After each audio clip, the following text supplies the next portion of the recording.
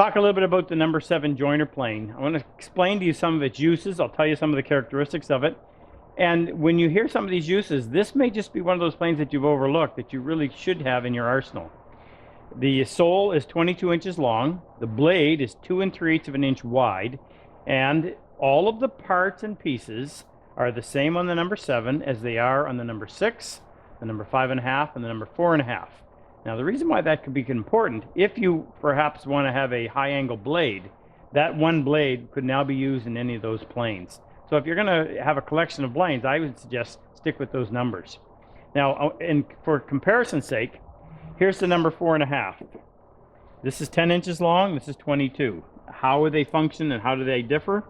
If you have a workbench, over the years, you're going to have to reflatten it. Being wood, it's going to move a little bit. And in flattening it, it's pretty hard to do that on a power tool. I would not take a belt sander to it. This is where I would use my jointer. If you were to use a smoother, the smoother's purpose is it will make the surface smooth, but not necessarily flat. It will simply ride the hills and valleys, leaving a lovely surface, but as I mentioned, not flat. Contrast that to the number 7. Because of the long reach of the sole, it will reference off of the high points and help you bring it down to one level. Now, it still requires skill, but far less skill required to do that job with the number 7 than it would be with the number 4.5. If you use a shooting board, this is the best plane in the shooting board, although it's not the one that I use, and I'll explain why. But let's say that you've got a piece of bird's eye maple that's 8 inches wide, inch thick.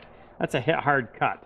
Well, in getting the blade to go all the way through that wood, it's nice to have a long reference or a long surface from the toe all the way to the blade. You can't start back here for fear of hitting the side of the board, so you have to be engaged before you begin. But you've got that much distance to really ramp this up and have momentum help you carry that blade all the way through the board. Now, as great as it is in the shooting board, it would be too cumbersome for general purpose on the bench. So it has its purpose, and that is for jointing long boards or for smoothing and flattening a large surface. Your number smoother does the job of coming in and putting off that final finish, but the number 7 is not replaceable. If you're looking for a really good plane, the bodies are made out of ductile iron. They do not break if they're dropped. The tolerances on them for both squareness on the sides and flatness on the sole are well within what we need for working wood. They've proven themselves to be a very reliable plane at a relatively inexpensive price, and I think no toolkit is going to be complete without a jointer.